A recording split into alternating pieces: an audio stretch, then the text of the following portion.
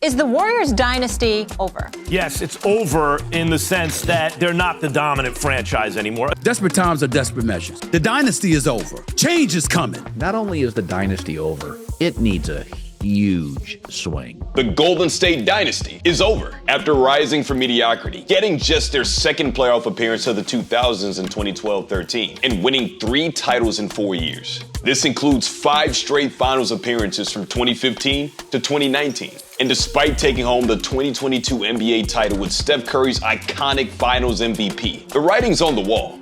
It's over. But how did we get here? How did arguably the greatest dynasty in modern NBA history seemingly vanish into thin air? I'm Jerry, and this is a Clutch original on what really happened to the Golden State Warriors. Since taking over the NBA in the mid-2010s, people loved to hate the Warriors. But now, people are wondering, when did it really all start to fall apart? First off, I gotta take you back to the success of the team to get to where we are today. And it was a plan that was years in the making. Here's a speed run of the Warriors' rise to relevance. 2009, Steph Curry's taken with the 7th pick. 2010, the Warriors sign and trade for David Lee. 2011, Mark Jackson is hired as the head coach, and Klay Thompson is drafted with the 11th overall pick. 2012, Steph Curry struggles with ankle problems, but the Warriors trade Monte Ellis and others for Andrew Bogut. 2013, Golden State makes the playoffs for the first time in 6 years, then signs Andre Iguodala. 2014, Mark Jackson is fired, but Steve Kerr got hired. And from that point on, the Golden State Warriors built their run into basketball greatness. And this dynasty started more than just the three-point revolution. In fact, it was a combination of multiple offensive tactics. Inspired by Mike D'Antoni in the mid-2000s 7 seconds or less Suns, that was once one of the most powerful offenses ever. The Warriors moved the ball, as well as constantly moving off the ball. Then Kerr's updated offense changed everything. Yes, the team was good, but they were passing almost too much. So 5 words changed it all. If you're open, shoot it. This gave Steph Curry the ultimate green light, changing how NBA teams look at the game. This was highlighted not by just Steph Curry, but also his splash brother Klay Thompson in record-setting nights. Like the most points in 1 quarter, the least amount of minutes for a 60-point game, and the most 3-pointers in a game. But wait, there's more. The team's insane depth was a huge part of their success, and of course, adding Kevin Durant in 2016. However, there was a point that all of us thought that this magical run was finally over. And then it wasn't.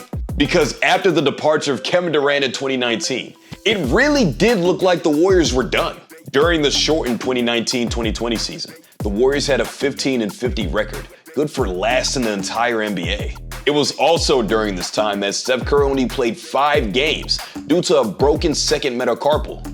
And the Warriors missed the postseason for the first time since 2013. The next year wasn't much better either. In 2020-21, Golden State finished with a 39-33 record, despite Steph Curry's MVP-level season, putting up a career-high 32 points per game. But again, they missed the playoffs. It was also at this time that Klay Thompson was recovering from an ACL tear from the 2019 NBA Finals. But the return of stars like Klay Thompson and the emergence of young players like Jordan Poole and Gary Payton II helped lift Golden State to the 2022 NBA Finals title, their 4th in 8 years.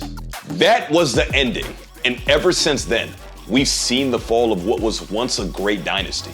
But one could argue, the real beginning of the end was marked by the departure of Klay Thompson, because on July 6, 2024, Klay moved on to the Dallas Mavericks. In what Thompson called a freeing move, it ended the 13-year tenure of the Splash Brothers, and ever since, Golden State has shifted their focus. Going into the 2024-25 season, the Warriors were coming off their rough 2024 play-in loss to the Kings. Since then, there's been more rumors than performance out in the Bay, because the thought was to add star talent for Steph Curry's final years. Names like LeBron James, Jimmy Butler, Zion Williamson, and more popped out throughout the season. This even after starting the season out 12-3. But what started was a 5-game losing streak, and losing 13 of the next 17 games. Everything from fans wanting Draymond Green out to preparing for the ultimate rebuild. So this brings one question for Golden State. What's next for Steph Curry? He said it himself. I only have a certain amount of years left, and I want to win desperately. Yeah, Steph Curry and Draymond Green have held down the Warriors for much of this time, but the build into the future is already happening. Looking into names like Jonathan Kuminga or Moses Moody. Even Curry has said he wants to be a Warrior for life, but is aware that things change quickly in the NBA, and the clock is ticking. In 2024-25, Curry is averaging the lowest point average since 2012-13, aside from his 5-game season of 2020. With all the names that have left and are still in trade talks, the Golden State Warriors as we knew them from the mid-2010s are done. And it's gone from the end of a dynasty to the end of careers of iconic superstars. With the lack of winning in the Bay, it could only be a matter of time before Steph Curry's gone next, whether that's in retirement or via trade. But no matter how you slice it, the Golden State Warriors had one of the greatest dynasties the NBA has ever seen. Where would you rank them all time?